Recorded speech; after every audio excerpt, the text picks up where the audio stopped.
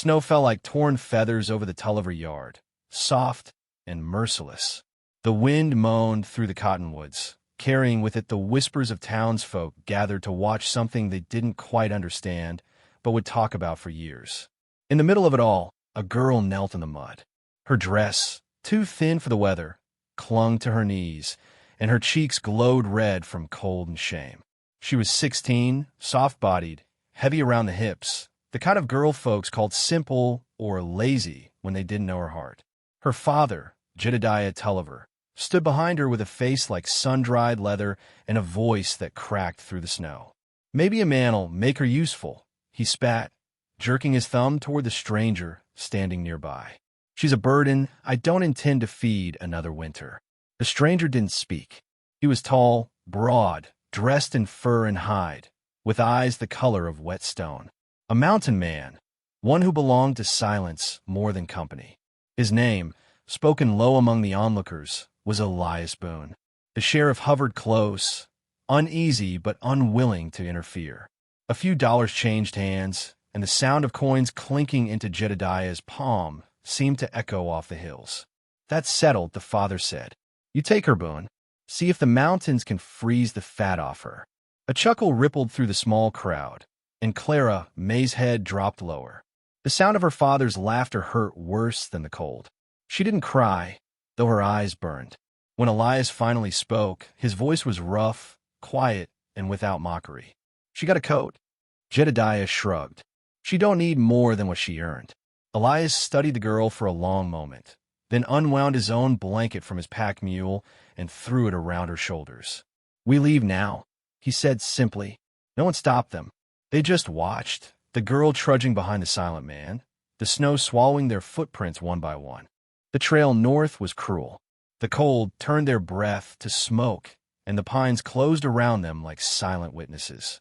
Elias walked ahead, steady as a shadow, while Clara stumbled, her skirts heavy with ice.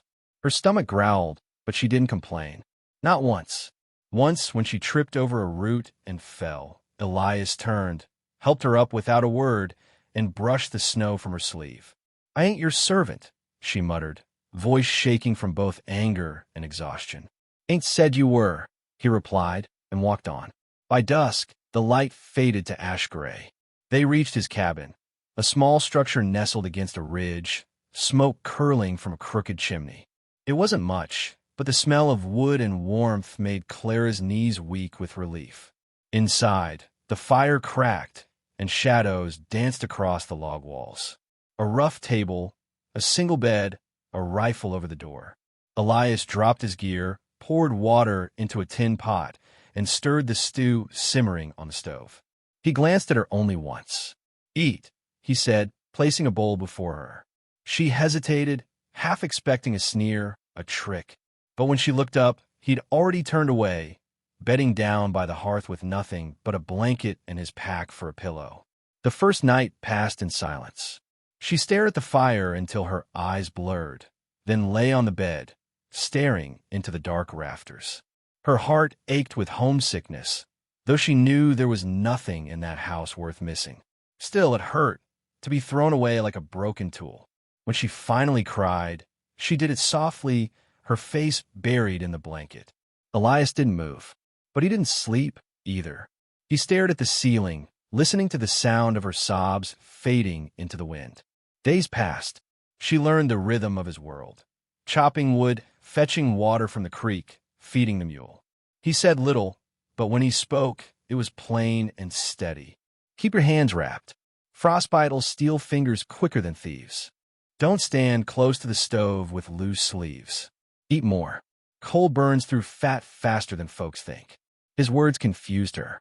She wasn't used to advice without scorn. She wasn't used to being told she mattered, even in small, practical ways. Once, when she split a log wrong and the axe clattered off the block, she cursed under her breath.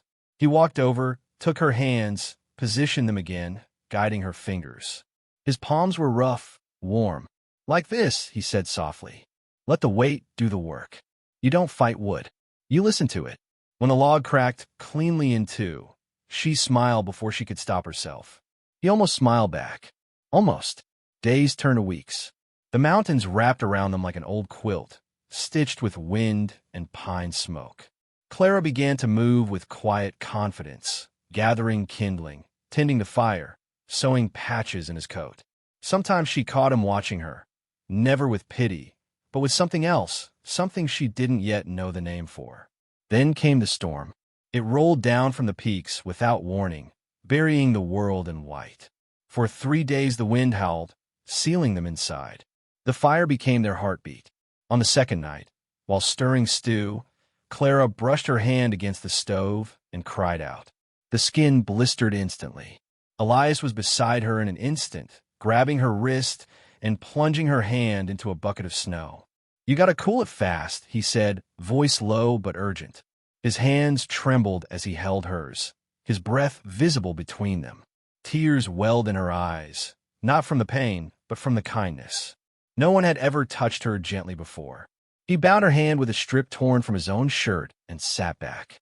For a long time, neither spoke. The firelight painted his face in gold and shadow. "Why were you kind to me?" she asked finally, her voice small, almost childlike. Elias stared into the flames. "Kindness ain't got a price," he said. He leaned back against the wall, eyes half closed, and the storm wailed outside like some ancient ghost. Clara lay awake long after, watching the fire's reflection in his eyes, feeling, maybe for the first time, that her life wasn't over yet. Outside, the snow kept falling, erasing all traces of the road that brought her there. Spring came late that year, the kind that still carried the ghost of winter in its breath. When the last of the snow melted from the pines, Clara Mae no longer looked like the frightened girl who'd come to the mountains. Her shoulders had broadened, her hands were rough with work, her cheeks still round, but now flushed with warmth instead of shame.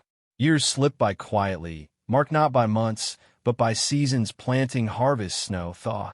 Elias Boone and Clara built a wordless rhythm, the kind that didn't need to be explained. He hunted and mended. She cooked, planted, gathered herbs from the slopes. What began as punishment had turned, slowly, into a kind of belonging neither of them expected. Sometimes, when the wind pushed down from the ridge and the pines sighed together, Elias would look at her, not the way men in town looked at women, but with something gentler, a respect that came from surviving beside someone, not owning them. In town, though, stories never stopped growing. Once a month, they rode their mule into Deadwood Hollow for salt, flour, bullets, and soap. The whispers followed them like flies. "There she is," women muttered, "Tulliver's big girl. Living up there with that trapper. God knows what goes on." Old Nora, the laundress, was the loudest of them all. Her tongue was sharper than a hatchet. "Ain't natural," she'd say, "for a man to live alone with a woman that size. Not unless sin's hiding under the snow." Clara heard it all. She tried not to flinch, tried to walk taller, but shame had deep roots. That night, by the fire, she sat quiet, picking at her supper. Elias finally looked up. "You ain't got to carry their words, Clara." "I don't," she said, though her voice trembled. He studied her for a long while. "You don't owe anyone an explanation. Not even me." After that, something shifted. She began to take pride in small things. The bread she baked that rose perfect in the pan, the fence she mended so tight a rabbit couldn't slip through.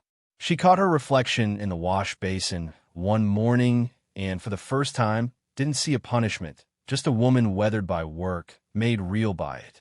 The mountains grew her patience. The silence taught her strength. That summer, a storm came hard and sudden. Elias had gone up the ridge, checking his traps. When he didn't return by dark, Clara went out into the rain with a lantern, calling his name. She found him an hour later, pinned beneath a fallen branch, mud up to his knees. She used a length of rope and her full weight to haul the log free. "You're heavier than a damn ox," she muttered, grunting through the effort. "Still lighter than your scolding," he rasped, half laughing, half in pain.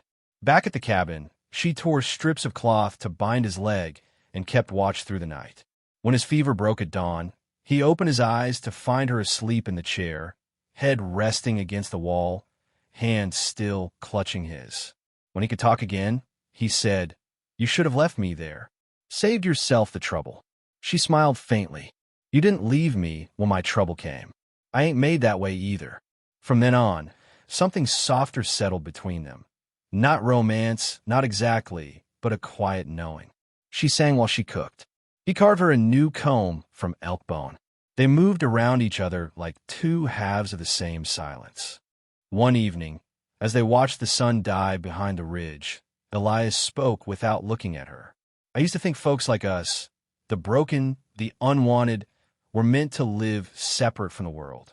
But maybe we were meant to find each other instead.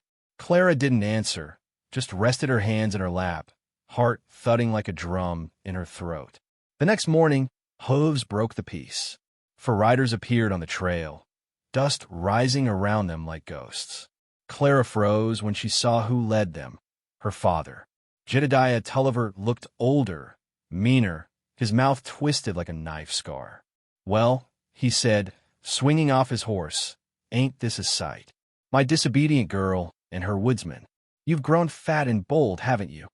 Elias stepped forward, rifle in hand, but Clara caught his arm.